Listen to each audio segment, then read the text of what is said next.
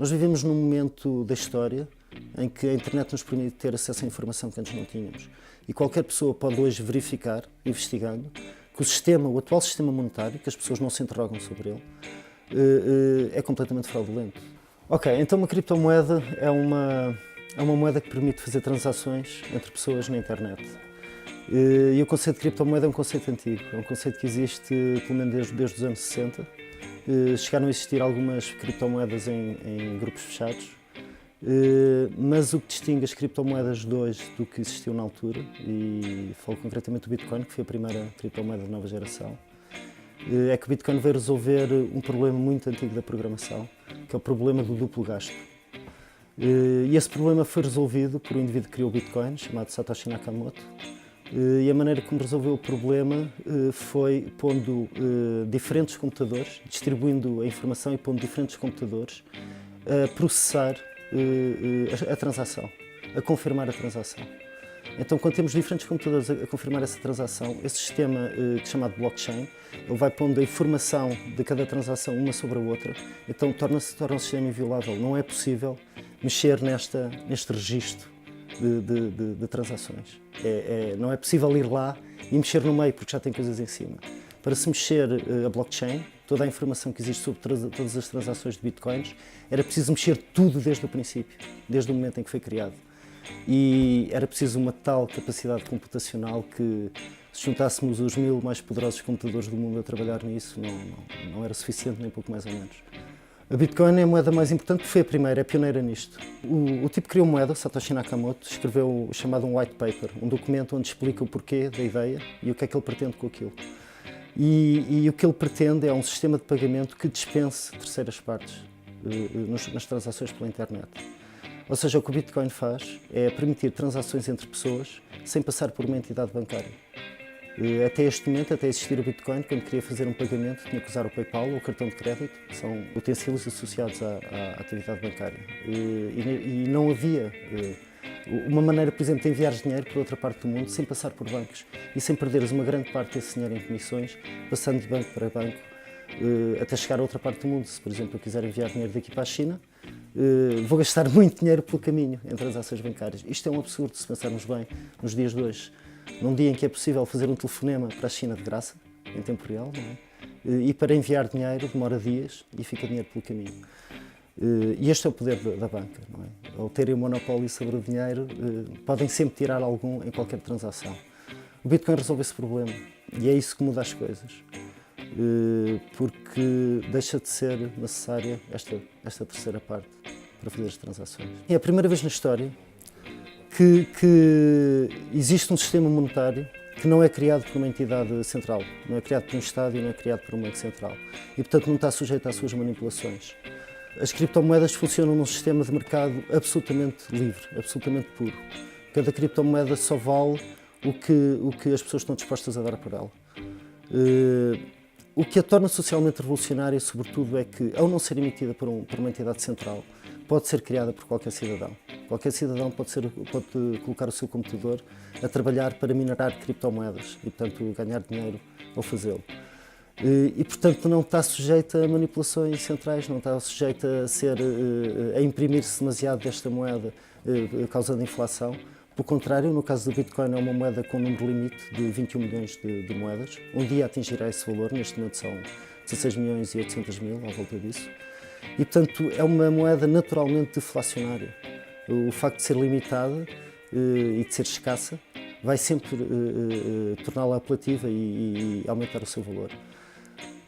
O outro lado revolucionário, e é uma coisa que só vamos assistir um pouco mais para a frente, à medida que as pessoas começarem a lidar com criptomoedas, é as pessoas a perceberem-se, a maioria da população começar a perceber-se que os sistemas descentralizados são melhores, são mais maleáveis, são mais sólidos, no sentido de mais resistentes, e portanto, apresentam mais valias que os nossos sistemas políticos e a forma como a sociedade está organizada em pirâmide hoje em dia tem soluções que o atual sistema não permite. E as pessoas, ao perceberem-se disso, vão começar a transitar, vão querer outro tipo de sociedade. Uma sociedade onde as decisões sejam tomadas por pessoas, pela maioria das pessoas, e não por 2 ou 3 indivíduos. As pessoas vão começar a entrar no mundo das criptomoedas primeiro porque elas estão a valorizar e percebem que é melhor ter o dinheiro em criptomoedas, que é uma moeda que valoriza, do que ter o dinheiro noutra moeda do euro que desvaloriza, a regra geral, ou o dólar. E depois vai acontecer uma coisa, que é as criptomoedas vão começar a ser usadas no dia-a-dia para transações. E assim que as pessoas se habituarem a isso, vão deixar de usar os euros. Os euros vão continuar a ser usados porque os Estados pagam em euros, porque as empresas pagam em euros, mas mais tarde ou mais cedo pequenos negócios vão começar a pagar em criptomoedas. E se hoje as pessoas transitam para as criptomoedas para no dia da manhã irem buscar os lucros e voltarem a cambiar para euros para poderem usar, no dia da manhã não. As pessoas vão trocar os seus euros por criptomoedas e vão manter em criptomoedas, porque vão começar a usar as criptomoedas para fazer as transações do dia a dia. Isto vai ser muito rápido. O que aconteceu com o Bitcoin até agora foi o desenvolvimento da moeda. Foram pessoas que perceberam que havia ali um grande potencial de futuro, que havia um sistema monetário melhor e começaram a trabalhar nisso. E desde 2009 até agora, até final de 2017, 2018, o que houve foi desenvolvimento de plataformas que podem servir-se do conceito de criptomoedas. O que vai acontecer a partir de agora, as plataformas já existem, os meios já existem para qualquer cidadão entrar neste mundo, e o que vai acontecer a partir de agora é a era dos primeiros utilizadores. Ou seja, vamos passar do 1% de pessoas que estão a par das criptomoedas. Nos próximos 2 anos, creio que vamos chegar por volta dos 15%. E isso é que vai fazer com que a moeda venha a valorizar ainda mais daqui para a frente. E isto é a primeira vaga de utilizadores.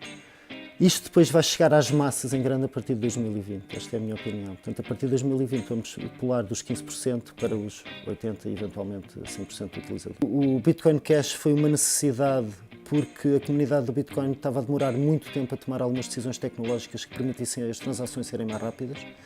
E então daí surgiu o Bitcoin Cash, que do ponto de vista tecnológico é um upgrade, é uma moeda mais rápida do que o Bitcoin. Outras boas moedas, na minha opinião, com muito futuro, são o Litecoin, o Monero, o Dash, alguns exemplos. Depois há os tokens, que são as moedas criadas por estas companhias que permitem adquirir os seus produtos ou usar as suas plataformas recorrendo a esta moeda. Um exemplo de extremo sucesso é o Ethereum. O Ethereum é uma plataforma e a moeda que circula na plataforma Ethereum é o Ether. É uma moeda também com muito futuro. E outros exemplos de tokens ou moedas desse género com boas perspectivas de futuro, posso dar como exemplos o NEO, o EOS. O Ethereum tira partido disso, porque o que o Bitcoin tem maravilhoso é resolver o problema da confiança. Eu, por exemplo, quando tenho o meu dinheiro num banco, eu tenho que confiar tenho que confiar naqueles tipos. Eu tenho que confiar que se houver um ataque informático eles me devolvem o dinheiro. No Bitcoin as coisas não funcionam assim. Se eu enviar o dinheiro para o sítio errado, o dinheiro foi para o sítio errado e eu nunca mais vou vê-lo. Eu tenho que ter a obrigação, o dever é meu, de fazer as coisas bem, de enviar o dinheiro para o sítio certo. Mas o Bitcoin resolve o problema da confiança. As pessoas, compreendendo como é que aquilo funciona, percebem que é impossível de ser hackeado.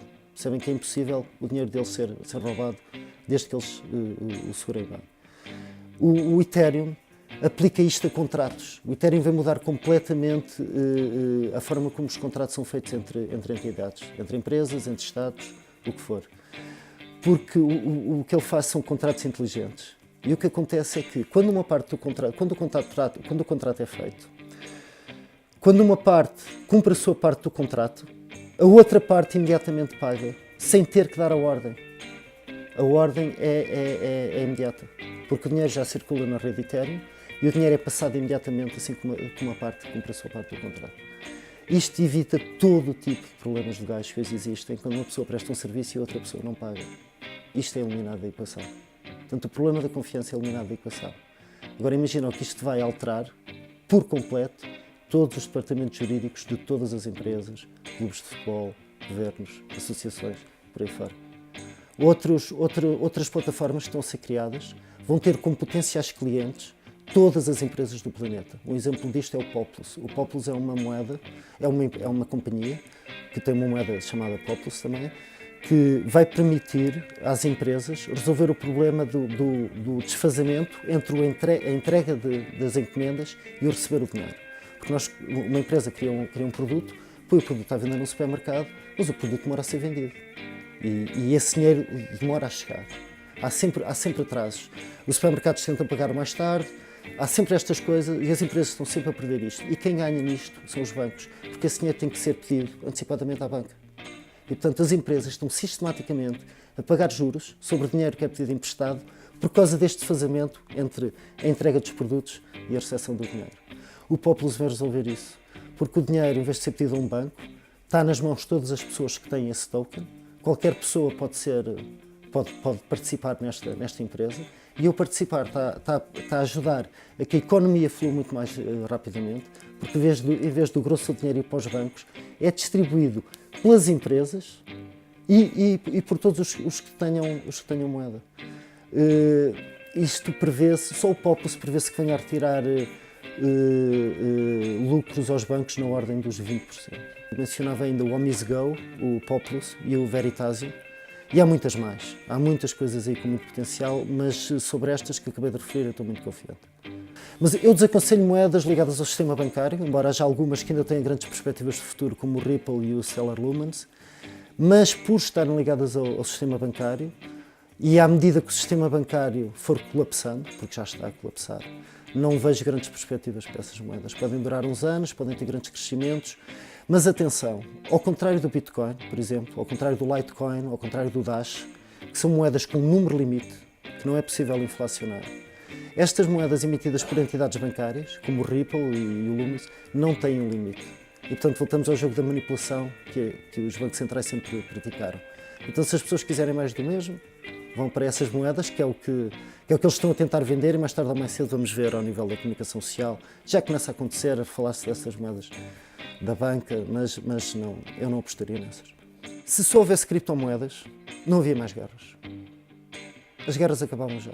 Porque as guerras só existem por causa da dívida. Nenhum Estado tem dinheiro para financiar as guerras que pratica. Nenhum.